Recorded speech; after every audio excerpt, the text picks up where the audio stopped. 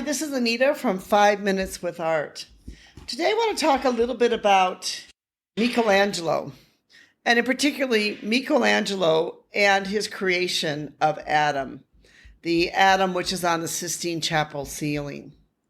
Exploring the creation of Adam furthers shows really truly what a great artist Michelangelo was. Michelangelo, he employed a technique then, which meant basically from below upwards. This was it gave the illusion of sort of depth, that when you look down, you stand down on the chapel floor and you look up, you'll see the interplay of light, shadows, and form. And it'll sort of give you this depth, almost like, Adam and God are right there in the chapel with you. That it's not a painting, that it really is this real image, this real depiction that you're seeing there. The creation of Adam with the finger pointing and God trying to touch the finger of Adam, they're they're touching each other's finger, or almost touching each other's finger, not quite, but almost there, is a powerful biblical scene between God and Adam. Michelangelo was able to give this great interpretation of this divine scene of the divine creation. He was be able to skillfully execute it too, with, motion and energy, rather than strictly just to, the religion dictates of the time. He was really able to give this emotion and this energy to it that makes it such a powerful work of art today. Like I mentioned before, so this intimacy between God almost touching Adam's finger, but not quite touching it. It's just almost right there. There's sort of this intimacy between them that you see. And so you can kind of feel this intimacy between both of them, even though their fingers not quite touching, but almost. That shows how masterful Michelangelo was in his art, to be able to understand and to be able to create that in such a way and with such emotion. It kind of speaks a little bit of the divinity within humanity today. The fact that, maybe we can't see God, maybe he's not physically touching us, but he's right there next to us. So there's a lot of these metaphors that you can draw today and in our own lives about, the scene of Adam and the creation. The composition too is compelling. God and Adam are enveloped in these contrasting spaces. God is, in a swirling type of cloak surrounded by angels, suggesting movement and power.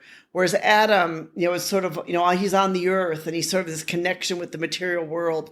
So even though they're almost touching, but not quite touching with their fingers, you can kind of see the difference between heaven and earth in the depiction of this painting.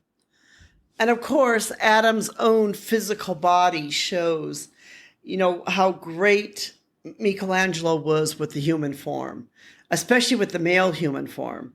You could see, the muscles sort of bulging out on the arms and on the chest and the legs. And you can see, Adam is sort of this, fit individual, while at the same time being very, human in all the aspects and being, on earth.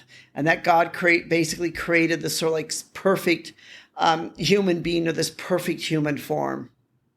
Also, his use of the color palette. We can't forget the color palette in all of this, that he uses light to draw the viewer to the scene. The vivid hues, accentuate the figures, setting them apart from the softer background and guiding them to the narrative's core.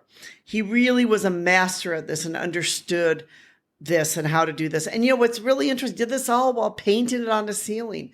It really shows what a true master Michelangelo was, and how he really understood not only the divinity, and was able to do such a masterpiece as this one, but that just what a great artist he was, that he really deserves to be known as one of the greatest artists who ever lived.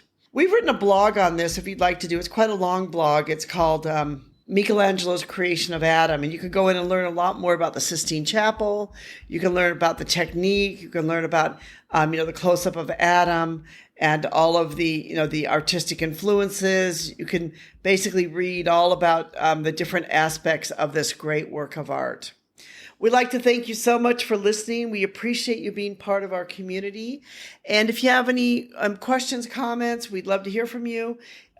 Tell others about us. We'd love to have you subscribe and be part of us, and to just spend 5 minutes a week, every week, to learn something new about art, because we believe art helps make the world a better place.